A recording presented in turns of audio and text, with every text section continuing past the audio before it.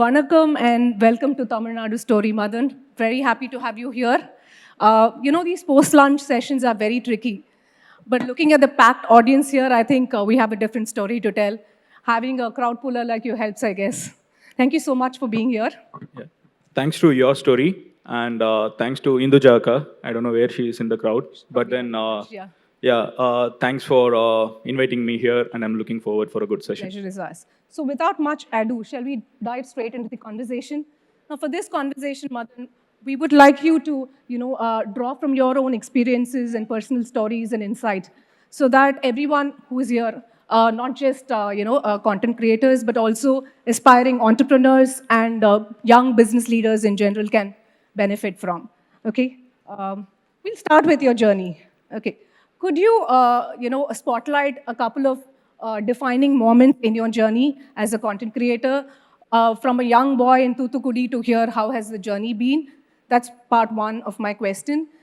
From where I'm sitting, content creation seems to be a very glamorous space to be in, but I'm sure there were a lot of challenges along the way. So if you could, highlight those as well, milestones and challenges. Yeah, I came to India after doing my master's in US, and it was 2016. By the end of the year, Jio was launched. So that was the most defining moment for any business in India, I think, or any business in the world that's targeting Indian audience.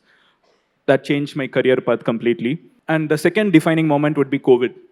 So I was able to deliver to people what was happening with the government and with the lockdown before what mainstream media could. So that was definitely a defining moment, the two defining moments. And the challenges would be? Challenges would be obviously the time frame within which we have to communicate something to audience, because in internet trends come and go in a day. So something that might be trending in the morning will be out of fashion by evening. So staying up to date with the content was a challenge. And second one, a big challenge for many people who are facing camera for the first time in the age of internet would be handling audience. So that was definitely a challenge. There is no point where you absolutely tackle it, but then you keep learning and re-innovating yourself. Thank you so much for that. You operate in a very niche space, informative, educative content in regional language. So from your point of view, what do you think is the power of regional content in terms of bridging cultural gaps and also audience impact and creating local communities? I think Tamil Nadu is pretty interesting in this case. Generally, these big MNCs or big industries, right, when they want to reach to everyone in India, they need two creators. One creator who speaks in Hindi and another creator who speaks in Tamil. Because with Hindi, you can go to 27 states. But to reach in Tamil Nadu, you need Tamil creator. So the same thing applies to businesses also.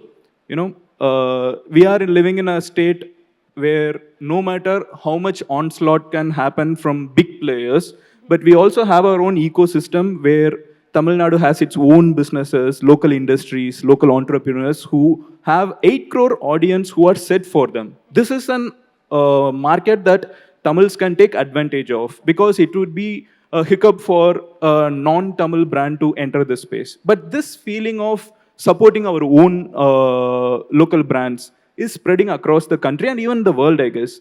Slowly, this is going across Karnataka also, Andhra. So this is a trend I see. So regional content is a crazy space that not many have capitalized yet.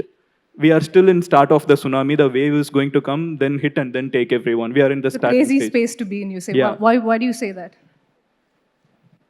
Take my case. Okay. So I have 7 million subscribers on YouTube.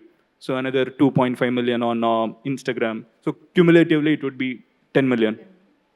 But that's still 10% of the whole state's population. So in any other country other than India, 10 million would be more than the population of the country, like probably take a European country. But in Tamil Nadu, or in India, this case, every state has its own bunch of vernacular speaking people. And this space has not been taken over. We still look for, even in case of movies.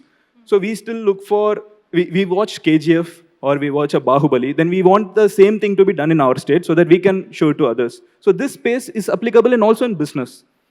So I think this space is pretty empty. Okay.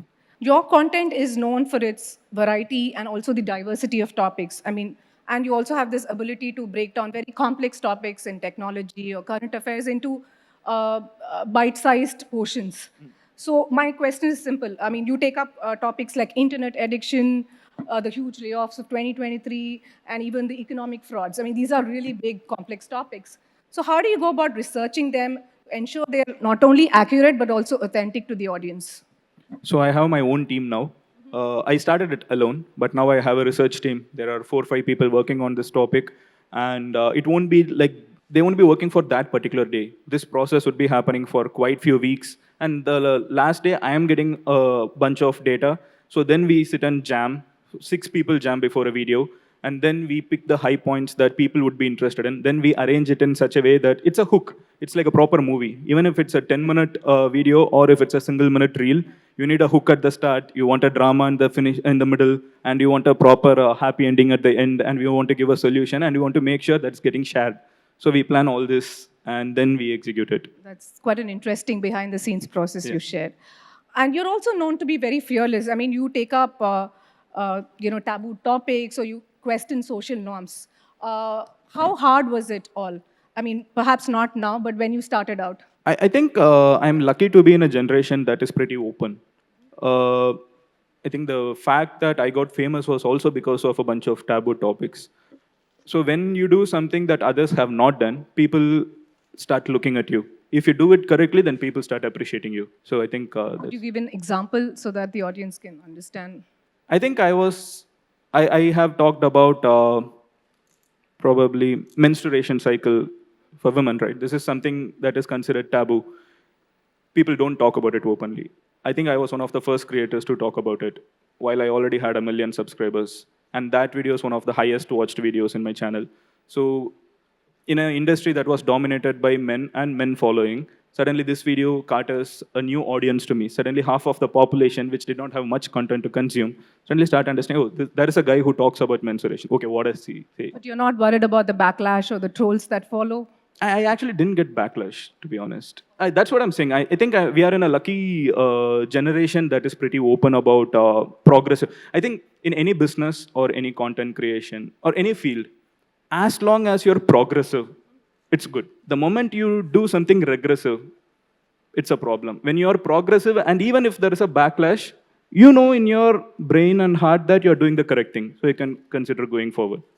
I know you're part of the creator economy and you will defend the ecosystem as such, but you will also agree with me when I say that there seems to be a content overkill today. Have you ever been fatigued either while creating content or consuming it? That's part one. Okay. Part two is how do you deal with this fatigue when it hits you? So that, I mean, I'm asking this because a lot of creators out there could benefit from this. They would know how to keep their content fresh and updated and relevant even in an era of information overdose, if I may say so. So I don't have an answer for your second question because Yeah. in first case, I don't get fatigued. You don't. I don't get Okay. fatigued. I love doing what I do. Even yesterday, I think we hit 75 lakh subscribers, 7.5 million. I am as happy as I hit my first subscriber yesterday. So we cut cake, we celebrated it. Okay, But so this you time, keep that high going, no yeah, matter what. that's my high. So I love what I do. I say this. So when you get into content creation, right, don't do it for money. The moment you do it for money, the day the money stops or the money goes down, or your energy will be more focused on the money part. So your progress as a creator will be hindered. If you do something you love, it doesn't matter how bad the business is. Eventually, businesses go up when you do something that you love. Take in case of Apple. This whole company should have been shut down. The moment Steve Jobs was back in, right, he cut across a different product they were making just for money, focused on one product. And the whole, and it's the biggest company in the world now. So not just creation. In any field, if you're passionate about something, and if you're continuously doing it, irrespective of the financial flow of it, if you are so convinced enough to, with a lot of conviction to continue what you do, money will follow it. I think the same applies for your story also. I have read about it. Yeah. That's true. Now, co-creation seems to be the buzzword in the content economy. How open are you to collaborating with other creators and professionals from any field for that matter? I'm really open. So recently I did a podcast with Taboo. You know, it's a chicken Yeah, catering restaurant. It's a chicken-based food restaurant. So I did a podcast with them, and I have worked with A2B in Tamil Nadu, so Adayar Ananda Bhavan, and we are in talks with a bunch of other brands also to work together. So definitely looking forward to that. But otherwise, also with creators, I'm exploring it only now. After 5 years, I'm just beginning to explore that part. You did a very cool collaboration during the IPL. You were interviewing cricketers like Faf du Plessis and Shane Watson. He even played a Tamil song, I think, Yeah, on Ilayaraja. your show. How was that experience? Can you take us through that? It was fun. So I think creation gives you the opportunity. As I mean, being a creator, right, gives you opportunity to do some crazy things that I never thought I would be doing. Actually, now I'm here, right? But I had an opportunity to go on a chartered flight, taking a Rolls Royce from my office to Chennai airport, take a chartered flight, launch a phone midair.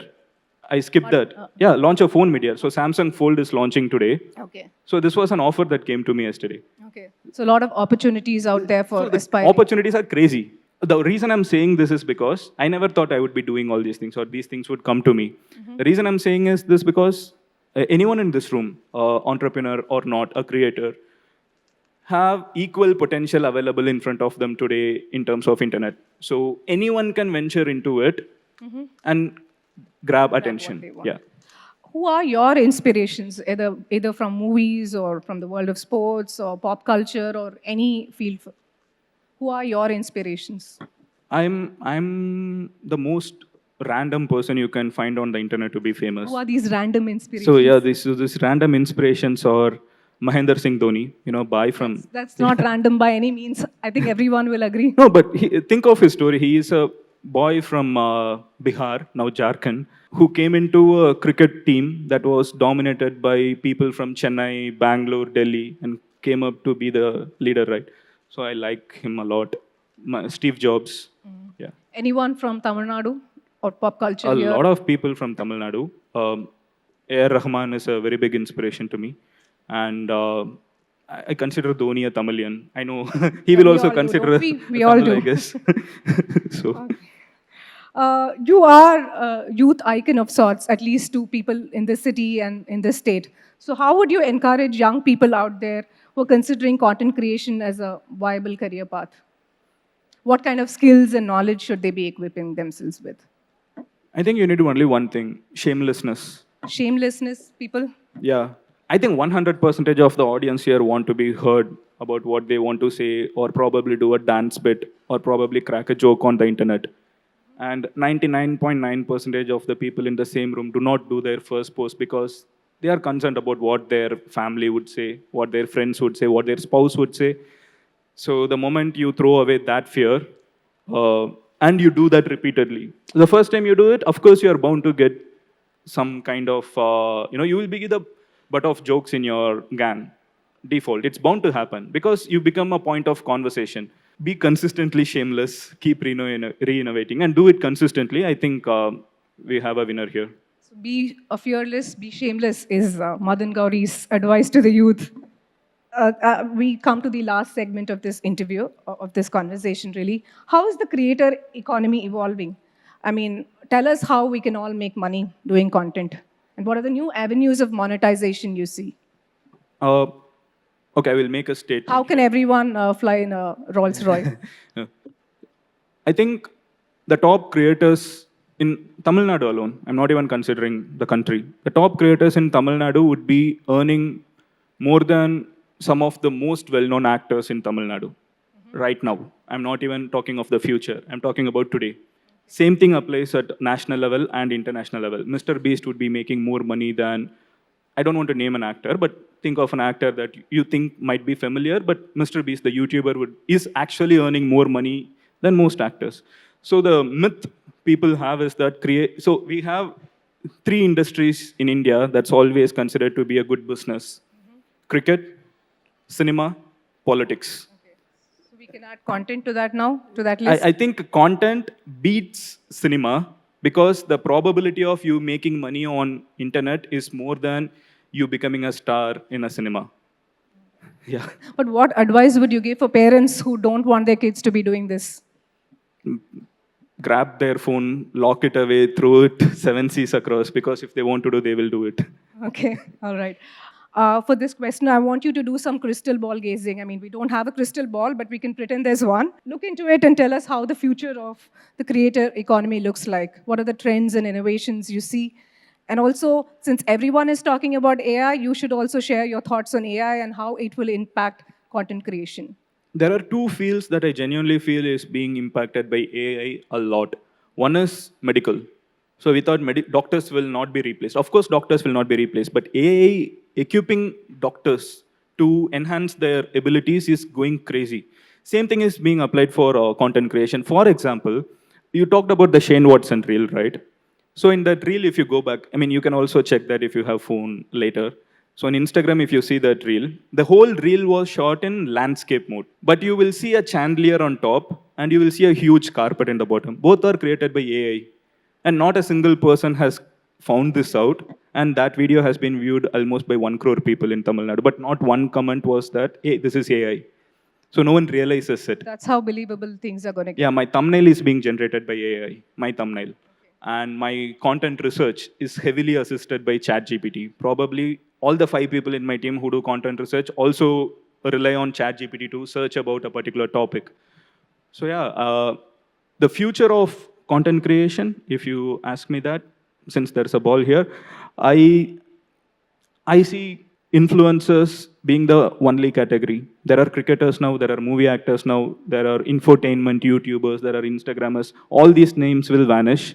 And future, I see only one tag called influencers. You can be a businessman, you can be an entrepreneur, and you can still be an influencer. I would consider Elon Musk one of the greatest influencers. Even though he's not making money out of being an influencer, he is influencer who's indirectly... Tesla has never spent a single penny on marketing. SpaceX has not spent on marketing. Twitter doesn't spend on X now, does not spend on marketing. He is the ambassador for his business. So I find anyone who wants to be crazily successful with the audience, like they want to be known by customers, will have to be in the field of influencing. What role do you see yourself playing in this context? That's one question I keep asking myself. Yeah. Have you thought about it? I keep thinking about it every night, but I don't have a fixed Hopefully answer. you'll find an answer soon. Thank you so much, Madan, for this wonderful conversation with us.